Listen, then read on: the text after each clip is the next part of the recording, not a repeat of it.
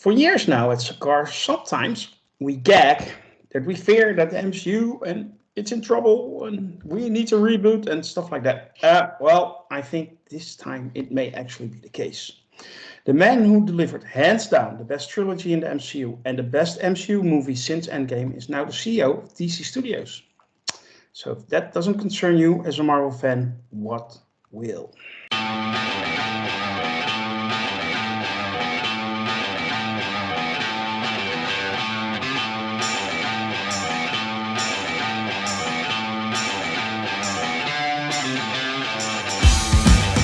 This is the review of Champions, and I'm your host, Grandmaster. With me is a powerful panel made up of the finest champions Sakar has to offer. Let me introduce them to you.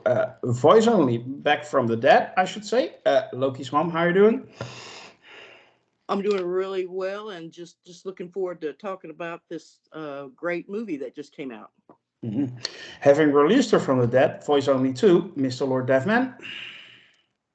I'm hooked on a feeling. High on Like, believing. likewise. Mr. Taylor first, can I come and get your love? Yes, I have just returned from the theater, which was in the Badlands, but I have escaped and can't wait to talk. Okay, I may be a creep, and how are you, Merv? I've got no sleep till Brooklyn. Okay, well, now that the puns are over, today we're going to talk about Marvel Studios' Guardians of the Galaxy Volume 3, if that wasn't clear already. But before we do, I want to ask you all to help us out. Like and share this video and subscribe to our channel. And if you really can't get enough of us, then could be possible, you can join our ranks. Go to Sakar, sakar.freeforms.net, set up that account, get to know us, and yes, you can join us in our podcast or review. We would love to have you on the show. Consider this your final warning. After this point, we're going to spoil it. So if you haven't seen the movie, go do that first and then come back to our review. We would appreciate that. So, Guardians of the Galaxy Volume 3. The Guardians are now, as established in the holiday special, the owners and protectors of nowhere. But the Sovereign are out on revenge, and they sent their greatest creation, a warlock called Adam, to attack the Guardians. And this attack leads to the Guardians needing to save one of their own for once, instead of the entire galaxy. If you don't know our setup here at the Podcast of Champions, we're going to do 3 rounds. First, we're going to do a quick round of the table with quick thoughts. After that, we're going to take a deeper dive. It's going to get much more spoilery after that. And the champions will slash this movie to pieces or give it high praise. I don't know yet. I have a feeling. And after that, we're doing a rating as if it wasn't clear how we feel about the movie at that point. So let's start. And you know what, Taylor, you are fresh out of the theater, as I understand it. So let me have your quick thoughts. This was a great movie. They did an excellent job giving every character their due, tying up every loose end in the trilogy, at least in all the ones that I could think of. The characterization, the story was excellent. But on top of all of that, the visuals and the design was gorgeous and creative. And I love that. So my quick thoughts are outstanding. Well, from somebody who was just fresh out of the theater, we're going to the person who saw it first. I think, Lord Deafman, I want to hear your quick thoughts. I did. I saw this. I've seen this movie twice now. I saw it first at a fan screening. This is my favorite Guardians of the Galaxy movie. And it also managed to crack my top 10 for the MCU. I'm going to miss James Gunn on the MCU side. And I'm looking forward to what he's got to do on the DC side. I think we finally got someone who has perfected 4-quadrant movie making for comic book movies. He managed to get something in there that was pushing right up against the PG-13, but still have it humorous, fun, bright, exploding enough for the preteen or the teen to get in on this. This was a movie for everybody. I just see it as the most non-divisive MCU movie that we've seen in a long time, and I thoroughly enjoyed it. Merv, I want to hear your quick thoughts. Well, if you were leaning away from the MCU lately due to mixed bag and so Ant-Man 3, go see this movie because it will pull you right back to everything you loved about the MCU as a whole, and especially the Guardians of the Galaxy. That's my non-sponsored endorsement right now. I thought it was outstanding. I thought pretty much every aspect of the film was top-notch. I couldn't even, fathom anything being much better than it was here. Emotional, funny, great plot, great characters. Like Taylor said, everyone has a time to shine, and it's just very satisfying on multiple levels. Lokismom, how about you? Well, I have to agree with what's been said. I noticed that the film was 2.5 hours long. I think right at that length, and it didn't feel like it. Not at all. I wasn't. Well, gee, when is this going to get over? When there were not any gaps that I could see as far as dialogue or action where it just falls flat or anything like that. It was just consistent. Um, the humor was there. The Marvel humor's there. It really is like a template of how they should do a movie, of how they should do these Marvel movies as they're coming from the comic books into our translated world of the film. And Gunn just, he knows how to do it. Apparently, he's just the man as far as that goes. I don't know how good of a director he is on other projects. I haven't really seen him branch out that much, but yeah, he really knows his game. And this movie, I think, got MCU right back on track, and hopefully it'll stay there. Yeah, listening to the panel, I couldn't agree more. I was totally in awe with this movie. I agree with Lord Devman. It's definitely my favorite Guardians of the Galaxy movie.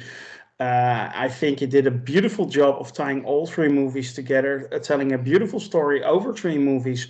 It actually managed to elevate the first two Guardians of the Galaxy movies, in my view, and let's just say it didn't even crack my top 10. It cracked my top 5 MCU movies, and I'm seriously considering it, moving it right up to the top spot. If it holds up on repeat viewings, it might as well do it. I thought it was absolutely gorgeous in every aspect of what makes a great movie, and I was very impressed by what Mr. Gunn managed to do, and I agree.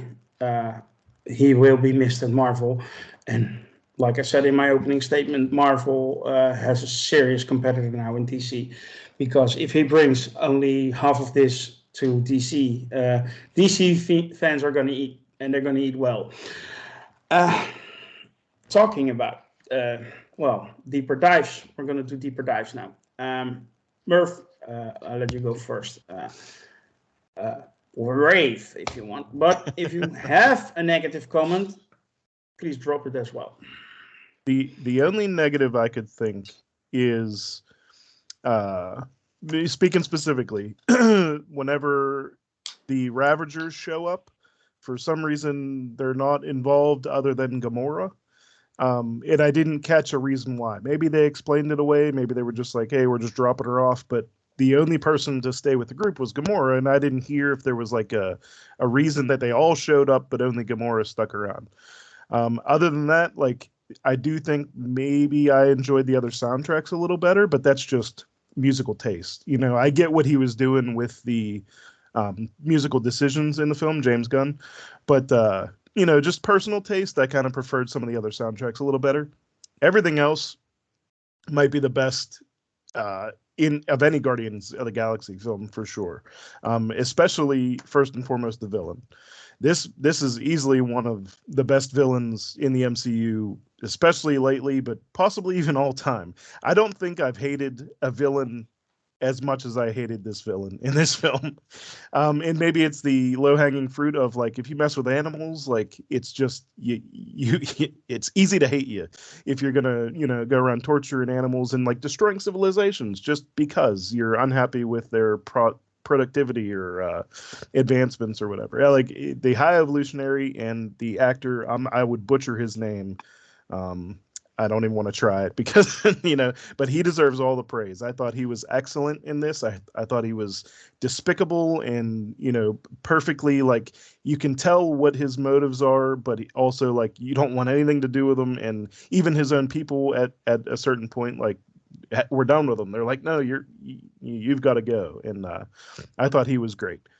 Every one of our heroes in this gets a moment. Every guardian in this film gets a moment of emotional connection, of advancements of their own personal character arc, of just a moment where you're like, I love this character, and I thought that was brilliant.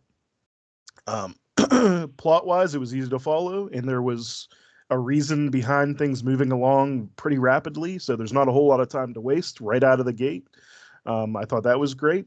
The coming back to the villain, the ripple effect that introducing this guy has, like the fact that he created the gold people. I don't remember what they're called, but The Sovereign. Sovereign, yes. And the actor's name, I will give it a go, and then you guys don't have to, is Chukwudi Iwuji.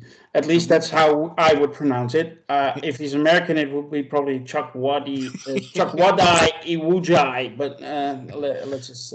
Yeah, he was That's... he was excellent. Yeah. Yeah. But like the introducing this character now after we've seen so many other things and having him be like the reason for a lot of these other things that have already happened that we just didn't know about. In especially in regards to Rocket's character in particular, like some of the character traits that he has and decisions he makes previously, I can see this being a beneficial thing to go back and rewatching the older films, and you notice things, and now you have the explanations, or you can look at it from different angles now, and I thought that was great as far as storytelling goes and just world building as a whole. Um, there was a ton of little cameos from James Gunn mainstays and stuff like that. Nathan Fillion was on the Oz Orgo sphere, which was a great design visually. It was disgusting looking, and you could almost feel it and smell it whenever they got there. That was the space station that was like alive, basically. That was an awesome set piece. I mean, I feel like I could talk for hours about how great this movie was, but everything about it was fantastic, just fantastic. Oh, that's well, yeah. Lokismom. The scenes with Rocket in the previous movies, uh, do we now see them in a different light, like Merv said, because they really got a lot more deep, in my view. Do you agree? And give me your deep dive, by the way. Yeah, I mean Rocket, which they did wonderful. I mean, of course, that's Bradley Cooper doing the voice, but the rest of it's animation. I mean, it's not there. It's a construct, and you really get into that. Well, of course, we've seen Rocket before, so we're already like the character and love him really. But here it's amazing how you just accept that that's a real raccoon standing there talking, and that's tribute to the CGI and the technicians and the folks and whatnot that take care of all that stuff. Yeah, I mean, it visually stunning. I think that's already been mentioned. I think the sets that one thing I've been kind of noticing and thinking back on is the different worlds that the MCU has to come up with. They can only just take so much from a comic book page, so they have to do the rest of it. Fill all that in, make it 3 dimensional, and it really was beautiful. Like you say, creepy. It starts off. It's like it's whatever it is, sort of living tissue. Looks like human inside of a human being or whatever, and that's really just kind of gross. But and then like they said, the character, the high evolutionary. I kept getting like thinking about the island of Dr. Moreau. You know, that's sort of that same mad scientist.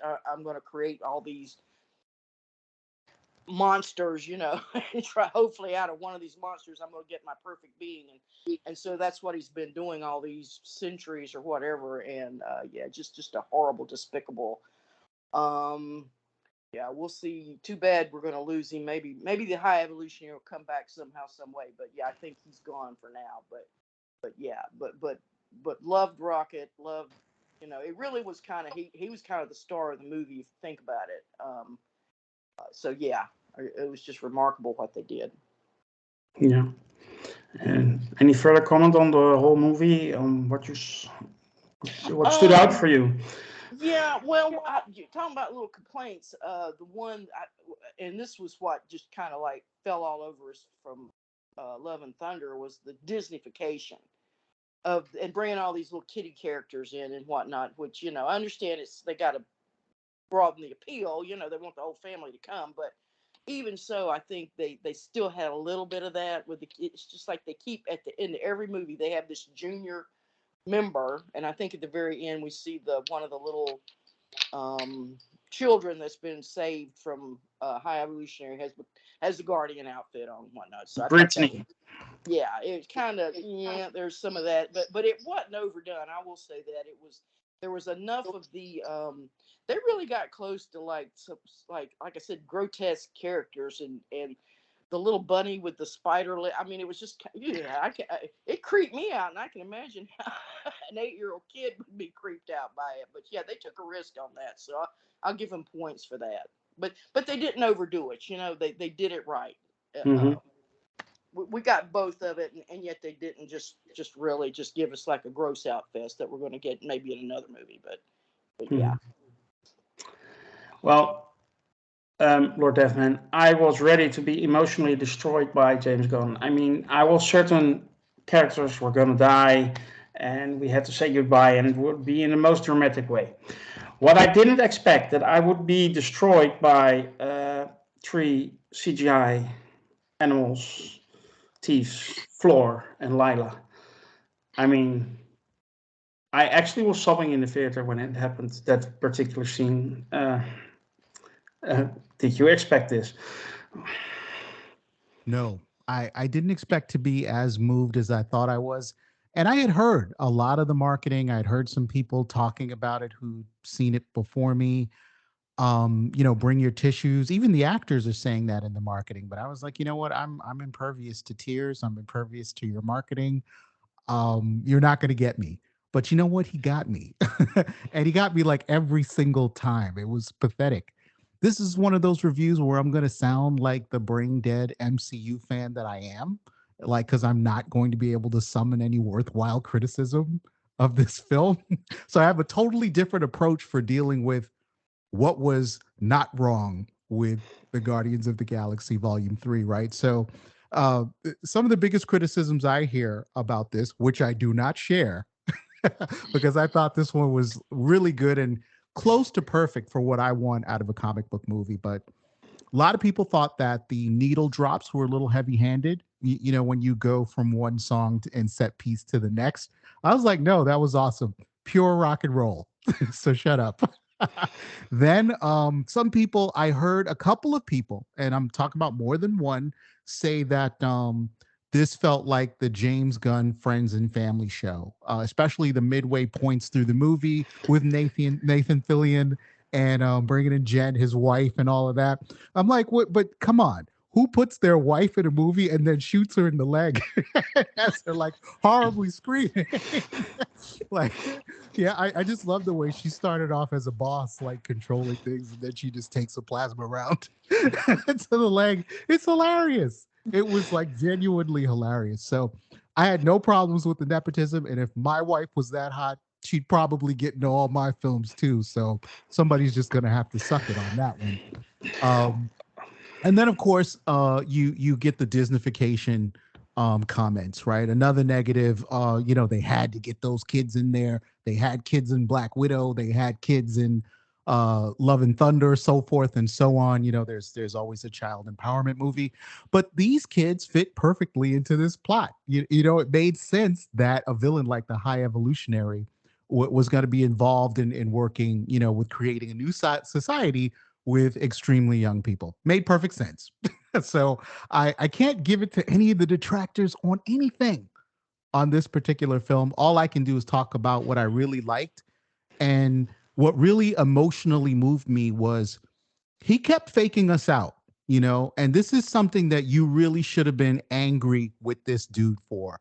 Like, Rocket's on his deathbed, people are screaming, the code's not working. Mantis is like confronting these these I thought they were gonna eat her. I thought they were gonna eat Mantis, and thank God they didn't. Spoilers. But every character kind of gets a fake out moment like this. Quill, and you're literally at the edge of your seat because the whole cult that tells you, oh, there's no stakes in the movie unless like somebody gets killed, right? Like you hear that frequently from the intelligentsia. You know, people have to die in order for this movie to be meaningful. Not true. Not true. And I'm willing to say that I was reduced to the mentality of a 12-year-old kid that doesn't want to see his favorite character die. I would have been more pissed if that happened. So the way he kind of reeled you out and pulled you back in each and every time was masterful. You know, I'm really gonna miss this guy on the MCU side. Um, I enjoyed each and every character's arc. Everybody had meaningful roles within the film. They got their moments to shine, and more than just their moment to shine. There were multiple moments where these characters came to the forefront. I think Quill especially comes out now like he's iconic in his status, like Iron Man, Captain America level status as a character. This movie did it. Quill always felt like could be right below those guys, but this, the performance, this pushed him right to the forefront with those iconic characters in the MCU. And I'm glad that Chris Pratt is planning on staying around. If believe what's circulating in the media right now. Happy. Palm Clemente, she destroyed this as Mantis. That was one hell of a performance. I love the character. I wish they were sticking around as the core group that they are, but I'm even looking forward to the new lineup. And that's hard to do with some characters that were just introduced in this film. And I saw them all at the end sitting on the rock, and I'm like, these are the new Guardians. No fuss, no muss, no doubts. No, I wish Wyken and Speed were in here, right? Like that's what you always get from some corners of the fandom. We need to shoehorn Wyken and Speed in here, right? We need two gay characters on this team. People want to push those guys into whatever they can, right? and that's cool. They have their own following, and I totally get it. But the new lineup as it was presented to me with Cosmo, I was like, okay, look, Guardians of the Galaxy 4, please let's get it into pre-prep, whatever it is we have to do. This is one of my favorite MCU movies in a long time. It is definitely in my top 10. It's the best in the franchise. And James Gunn is 4 for 4 on comic book movies, especially, when it comes to Marvel and DC. The Suicide Squad blew me away, and this was even better. Can't sing anything but the highest praise for him on this. Yeah, they had me at creep, and they ended it with Badlands from My Big Hero. Yeah. I mean, I was blown away by this movie as well. Taylor, you can finish the whole thing off, but I dare you find something negative where everybody says, "Oh, yeah, you're right." No, I'm not looking for anything negative. I didn't see anything negative. I agree with all of the positive things that everyone has said.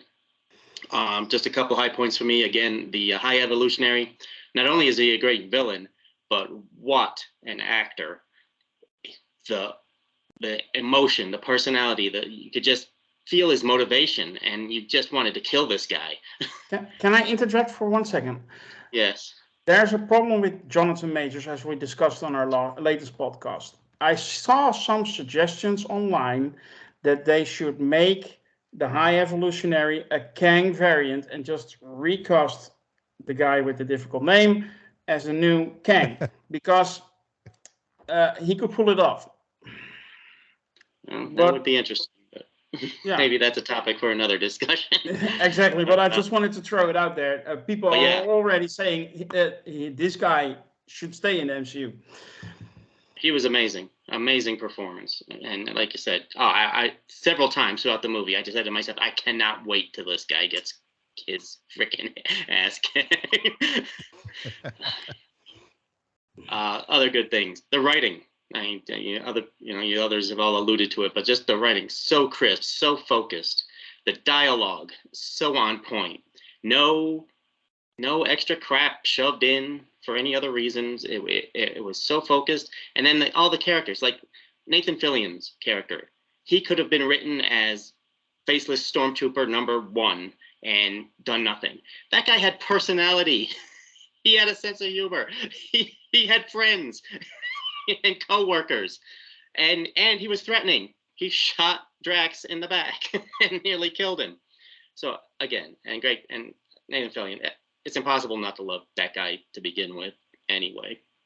So again, all of that, just fabulous. And again, how every character got their due. And as you all know, I always score bonus points, and I truly love it when people making predictions online turn out to be 100% wrong. Everyone was so sure. And I'm not talking about just randos. I'm talking about people who run podcasts and things. Were so sure Rocket was going to die and Drax was going to die. Well, nobody died. So you're an idiot. Maybe you should think again before you put yourself up as some kind of freaking expert. Okay. Anyway, all that was great. Now, and again, I don't want to reiterate everybody else said all the other good things about this movie. But I just want to take a minute to talk about implications for the MCU as a whole going forward. There's good and there's bad here. Okay. Good. Now it's a little early, but looks like this movie is going to do quite well at the box office. Right? That's good. Money is good. Also, doing well at the box office builds momentum going into Secret Invasion and the Marvels coming up later this year. So that's all extremely good. Downside of it is it's another piece of the original peak MCU era that's now gone. Right? We may see some of these characters again in some way, shape, or form. We know Star-Lord's coming back, and that's fantastic. But we're not going to have this Guardians of the Galaxy anymore. So they join Iron Man, Captain America, Black Widow. Hawkeye is retired. He may be a mentor or something, but he's not going to be part of the main group anymore. So again, that's another piece of the peak MCU that's now not on the board anymore for the most part. Now, a lot of people point to the Guardians of the Galaxy, though, because, Iron Man, Captain America, Thor, these were B-list characters, and the MCU turned them into A-list characters. And when they brought in Guardians of the Galaxy, a lot of people said, these are C-list characters. There's no way they're going to be successful, which they were. At best, they were C-list characters. And MCU turned them into A-list characters. Fantastic. But now a lot of people are looking at the other C-list characters that are being brought on board now and saying, well, they'll just do the same thing they did with Guardians of the Galaxy. I'm beginning to think Guardians of the Galaxy are the exception to that rule, not the rule itself, because they had a lot of pluses, a lot of things going for them. Cast, oh my God, what a cast for Guardians of the Galaxy! Pratt, Vin Diesel, Batista, Zoe Saldana, Bradley Cooper.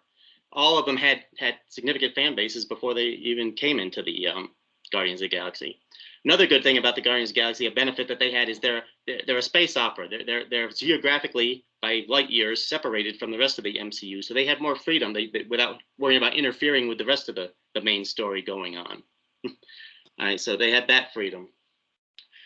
And then they had James Gunn and his style, and the needle drops. Now a lot of other DC has started doing the needle drops and stuff, and then what does everyone say? Yeah, they're just copying James Gunn. They're just copying Guardians of the Galaxy. So if the MCU starts trying to shove, similar needle drops, I'm not saying they can't do it at all, but if they do it too much, it's just going to feel like, well, they're just trying to recreate Guardians of the Galaxy or something like that. So again, there's good and bad to this. James Gunn, I hope to heck he can do this in DC. We'll see if he can do the same thing that he did here with this trilogy and can do it the same thing in DC. I hope so, because that would make bring back DC, which is a real mess at the moment. But again, those are my thoughts. So again, going forward, it's a big win for the MCU at this point, but it's also an end of an era to some degree in the MCU, and I'm not sure what's following can pick up the torch as well as this has. Yeah. Lokismom, you had a follow-up. Yeah, just dovetailing off what Lord Deathman was talking about. He one of the things I didn't do with this movie, and I had been doing it prior, is because I'm involved in other podcasts with you guys too, doing a lot of the previews and a lot of the hashing out, and I didn't do that this time. I other than watching, doing a trailer review with over at the MCU's Bleeding Edge, I did do that, but I didn't get online. I didn't go to the spoiler pages and whatnot and do all the speculation, and so I kind of went into this with no expectations or no huge expectations, and I think that helped because I wasn't sitting there. Well, this didn't happen. This didn't. I wasn't even involved in that. I was just focused on the movie itself. Yeah, and they did tease it. It was always the build up in the press and everything. Oh, well, they're going to lose maybe one or more of the Guardians, so we're already primed for that to happen. And then when it didn't, it was like that tension, of course, ran all the way through the movie, and he kept doing the little, as you pointed out, the things that oh my God, here it comes now he's going to get killed, now she, and that didn't really, it was always built up to that point and then backed off. So I thought that was just well done, and of course it had a happy ending. It all came out right in the end. I'll say this: no, I think Star-Lord's going to be a part going forward. I think bringing him back to Earth and letting him reconnect with his grandfather and all that, which we only saw a little snippet of that. I think going forward down the road, when they get to the big mashup movies again, like they did with all the characters coming back in to save Planet Earth, he'll be back, and hopefully in a major part, and probably the other Guardians too. I think that we'll see him. Maybe not another Guardians movie for a while, but yeah, we'll still see him. I think we're getting a solo movie called The Legendary Star-Lord. I mean, it was that obvious. Maybe not in Phase 5, but in Phase 6 or 7, we will get that movie, no doubt. Mr. Lord Deathman, you also had a follow-up, but I want to throw one thing at you. I think James Gunn also made the best hallway fight scene in the whole of comic book, TV, and movie history. He trumped everything they did at the Marvel Netflix shows with Daredevil and in Captain America: Civil War on the staircase and everything I can remember so far. But that scene, that was perfection. Yes, it was. And it does get the MCU hallway fight crown officially belongs to James Gunn. And it's a mic drop. You're just not going to get a scene of that caliber, I think, for the next 3, maybe 4 years. If we're lucky, it was exceptional. Yeah.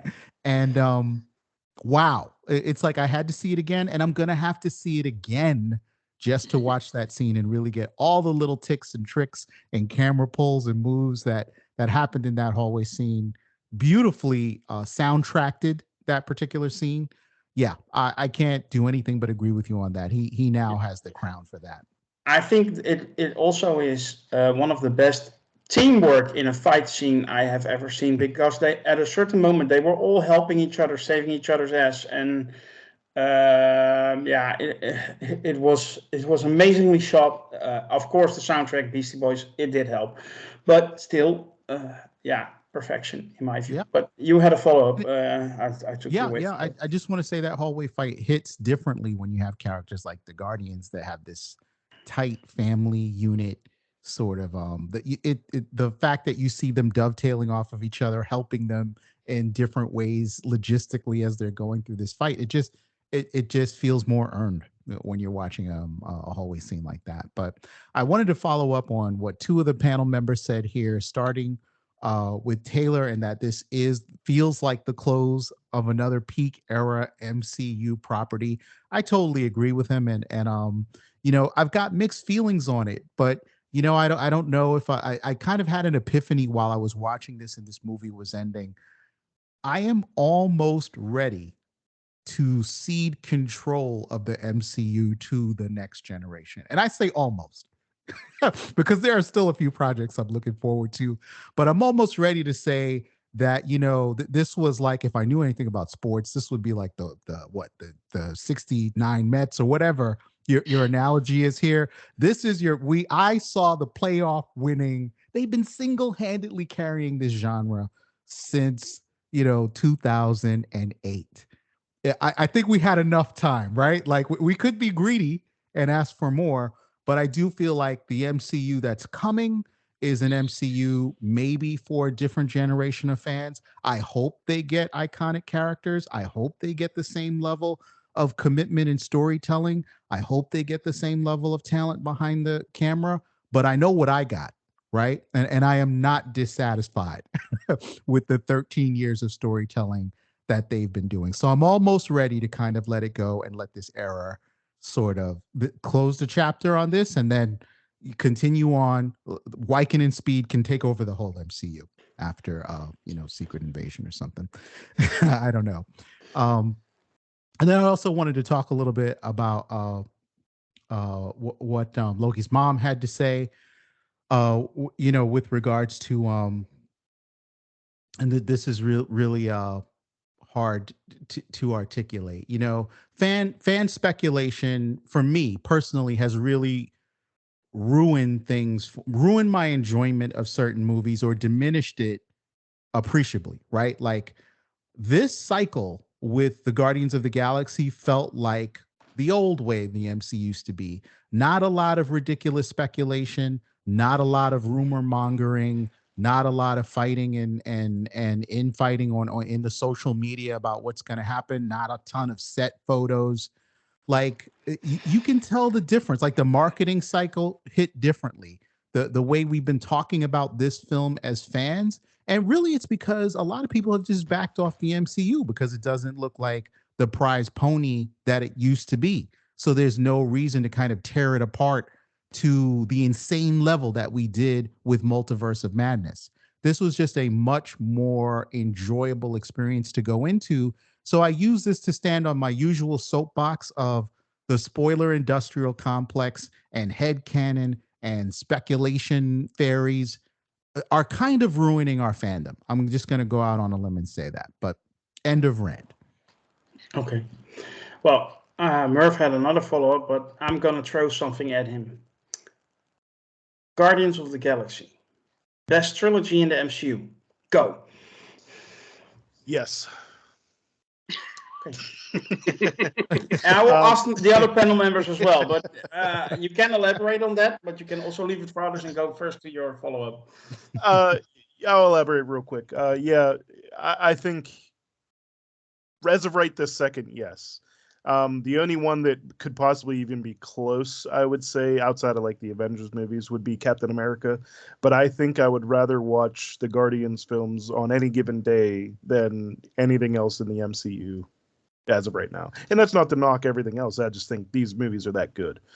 But the reason I raised my hand is I just didn't want to forget to mention possibly one of my favorite characters in this, Nebula, and her emotional arc throughout this entire franchise and everything else. When she finds out that Rocket's alive, it was emotional. I nearly tear up right now thinking about it because there was such a relief in her voice.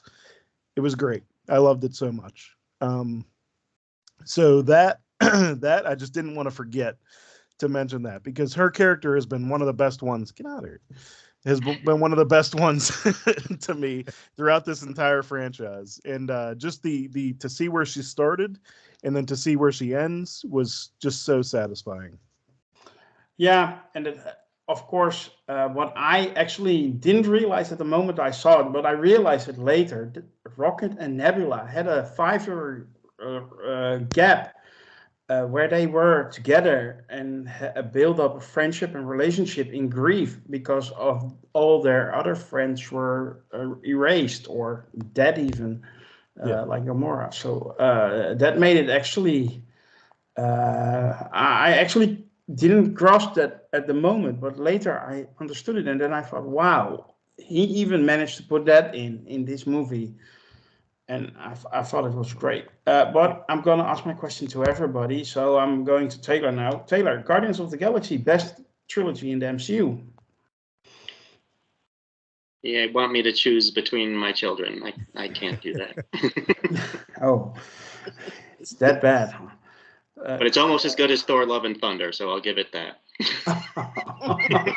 Oh, I, we're gonna cut this into a TikTok video, right? To draw some views. Lord Deathman, Guardians of the Galaxy is the best Also, trilogy in the MCU. look, this is Sophie's choice, man. I mean, If you're wow. honest, as a trilogy, as a trilogy telling a complete story, I think You know there's no what? compare. I think actually, and I went out on a limb on Twitter earlier today, and I got some heat for it from some friends who said I was drunk, and I posted it like 6 o'clock in the morning. So I'm sure I wasn't. At least I can't really remember. I said not only do I think it's the best trilogy in the MCU, I don't even think it's the best trilogy in comic book movies, trumping Nolan's Batman trilogy. No, I Oh, think that only Lord of the Rings is the better trilogy in pop culture. somewhere an edge lord just like had a stroke and died. I don't care. I'm not the only one, by the way, who says that the Guardians of the Galaxy trilogy is the best comic book movie trilogy in existence as of now. You know what? I'm gonna walk with you on this one, without fear. The Guardians of the Galaxy is the best trilogy in the MCU. I'm officially there. And by my criteria, that really the most important thing you can do for me in a trilogy is stick that landing. And he did it like no other in this third chapter. So yeah, Yeah, I think it is. I'm going back on my high horse, and I'm going to say, listen, Loki's mom. Not only did he stick the landing, because of Rocket's backstory that we got and the story that was being told, it actually elevated movie 1 and 2 as well, and that's a rare accomplishment. Do you agree? Is Guardians of the Galaxy the best trilogy in the MCU? Yeah, that's a hard choice to make. Between Captain America and this set. Yeah, the first Captain America was so good. I mean, that was such a good movie. I think, and all the other they were also. I think, but I think as far as consistency, as far as a trilogy where you've got the whole story, it's continuity. Yeah.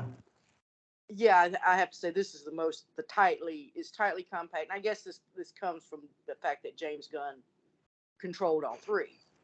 Um, Not only that, contract. but when Oh, he go. wrote the first one, he already knew where he wanted to go with 2 and 3. Hmm. Yeah, exactly. He had already had it mapped out, and whether it went all the way he wanted, he probably had to make compromises. But just the contrasting that, if we look at the Thor movies, we had different directors for it. Well, we had Waititi for two of them, but let's try to forget that last one. Let's just focus on the first three. I wish I could. You had three different directors. I mean, three different whole crews and everything. It was like, I think that sort of makes the difference too, because you know Kenneth Branagh had his vision, then the Russo brothers had theirs, and then Waititi had his, and somehow they made it work. But yeah, just the consistency wasn't there. It was up and down, up and down. Yeah, this Guardians of the Galaxy, absolutely. I think talking about film trilogies as far as doing it right. I was trying to think of some non sci-fi or whatnot movies. The Godfather, maybe, but that last Godfather movie just was so abysmal.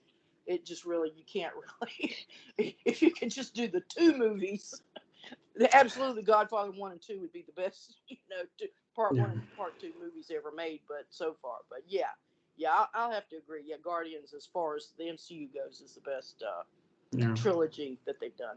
Someone mentioned Star Wars to me, and I just started laughing because if you compare the writing in Guardians of the Galaxy to Star Wars, Guardians of the Galaxy destroys Star Wars in that regard. No compare. I mean, I like Star Wars. I love Star Wars, but the dialogue is cringy. May I say that? But anyway, enough comparison. I want to have a rating now. A rating for Guardians of the Galaxy Volume 3 only.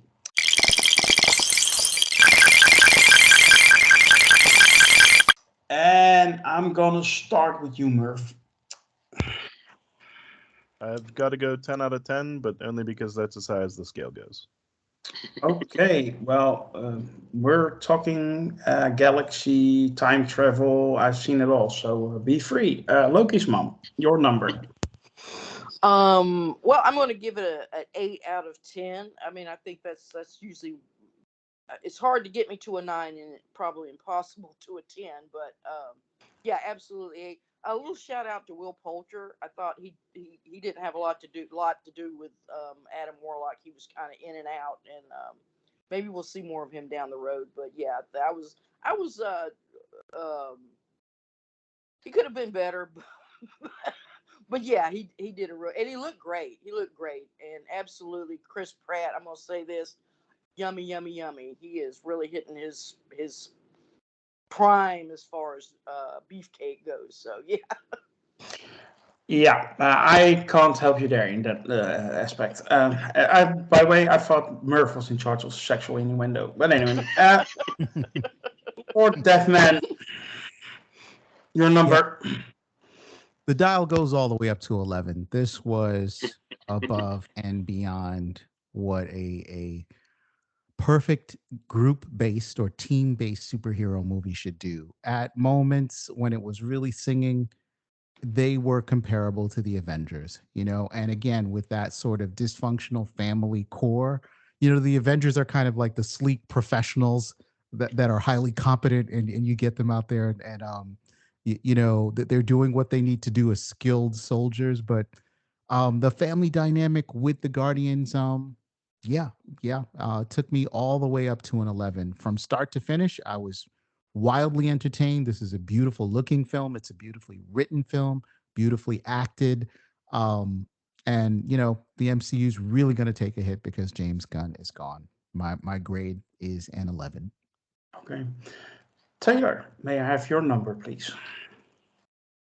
I mean, there's really just no way to list all the good things about this movie. I mean, it's just the writing. Every line had impact, whether it was for humor or for character development or for story arc. Everything was set up, everything was paid off, and then all the little details. Not just and as Merv mentioned, the designs, gorgeous. The design, I think Lokismom mentioned it too. The designs of the sets and the different worlds, stunning. You can see where the $250 million went for this thing. But then just the little nitnoid details, like the one little scene where the High Evolutionary is talking to the Sovereign, and she stands up and she's towering over him, and his underlings automatically know to put the little step stool for him to step up on so that he's taller than her when he's chewing her out. Just gorgeous. I also think Will Poulter did a great job as Adam Warlock. I think this was a good introduction of that character into the MCU. And I thought the action scene where he attacked Nowhere was a great way to start off the movie. I thought it, again, very well executed. All the action scenes were really well executed. So having said all that, you wanted a number. I don't know. Can I go above 11? All right, I'll keep it simple. 10 out of 10. 10 out of 10. Yeah, I'm gonna join Lord Deathman. I'm gonna also say 11 out of 10. I thought it was absolutely great, absolutely perfect, and I even like the bad dog joke.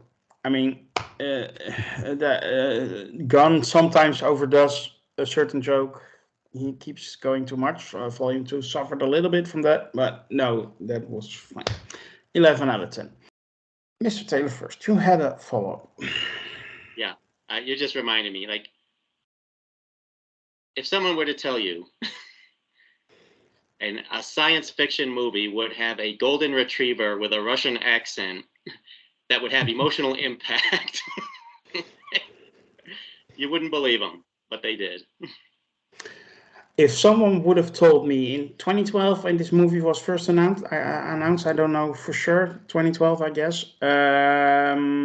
Remember, everybody was saying, now they're going to make a movie with a tree and a talking raccoon. Mm-hmm. How can they? This will destroy the MCU. This will suck. This will be a bomb, blah, blah, blah, blah, blah.